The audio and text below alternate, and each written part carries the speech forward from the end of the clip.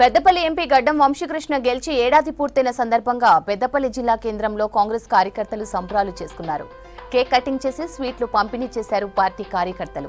Peddapalli parliament పరిధిలోని ప్రజా సమస్యలపై పార్లమెంట్లో గలమెత్తి ప్రజా సమస్యల పరిష్కారానికి కృషి చేస్తున్నారన్నారు కాంగ్రెస్ నేతలు.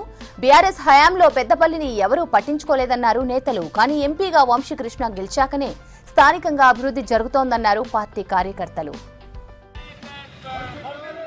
వివేక్ వెంకటస్వామి గారు తనయుడు గడ్డం వంశీకృష్ణ గారు ఎంపీగా విజయం సాధించి ఈ రోజుకు సంవత్సరం పూర్తి చేసుకున్న సందర్భంగా ఈరోజు పెద్దపల్లిలో ఘనంగా ఫ్లెక్సీలు ఏర్పాటు చేయడం కానీ పెద్దపల్లిలో ఉన్న కార్యకర్తలం ఆనందంగా ఆయనకు ఆర్థిక శుభాకాంక్షలు తెలియజేస్తూ గెలిచిన అనతి కాలంలోనే సంవత్సరంలోపే ఆయన చేసిన అభివృద్ధి పనులు అంత ఇంత కాదు.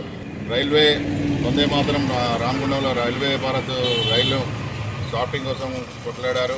అలాగే నిన్నగాక మొన్న తిరుపతి కరీంనగర్లో పెద్దపల్లి ప్రజలకు ఇబ్బంది అవుతుందన్న కారణంగా కరీంనగర్ నుండి తిరుపతికి వెళ్లే రైలు కూడా పెద్దపల్లిలో ఆటింగ్ కావాలని కోరుతూ రైల్వే సెంట్రల్ మినిస్టర్ గారికి వినతి పత్రం ఇవ్వగానే ఆయన సానుకూలంగా స్పందించి అది కూడా శాంక్షన్ చేశారు.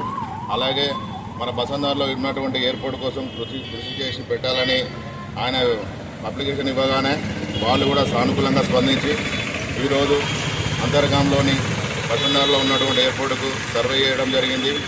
అలాగే మందమర్లోని ఫ్లైఓవర్ జాతన్పల్లి ఫ్లైఓవర్ ఎన్నో రోజులుగా ఇబ్బంది పడుతున్న తరుణంలో తాను సానుకూలంగా స్పందించి తొందరగా ఓపెనింగ్ చేసి పెద్దపల్లి కాన్స్టిట్యూన్సీ ఉన్న ప్రజలందరికీ అందుబాటులో ఉంటూ నిత్యం కృషికి పెద్దపల్లి ప్రజలకు అత్యున్నతమైన సదుపాయాలు కల్పించడంలో ముందున్నటువంటి తన మనమడు గడ్డం వంశీకృష్ణ గారు ఈరోజు చేసిన కృషి అంతా ఇంత కాదు. ఆయన అక్కడ ఫస్ట్ టైము పొలిటికల్లో వస్తూ భారీ మెజార్టీతో గెలిచి ఈ పెద్దపల్లి ప్రజలకు అందుబాటులో ఉంటానని అందరికీ అందుబాటులో ఉంటూ మినిమం 10 డేస్కు 15 రోజులకు ఒకసారి ఏదైనా కార్యక్రమం ప్రతి కాన్స్టిట్యూన్సీ తిరుగుతూ అందరి ప్రజల మన్ననలు పొందుతున్నారు.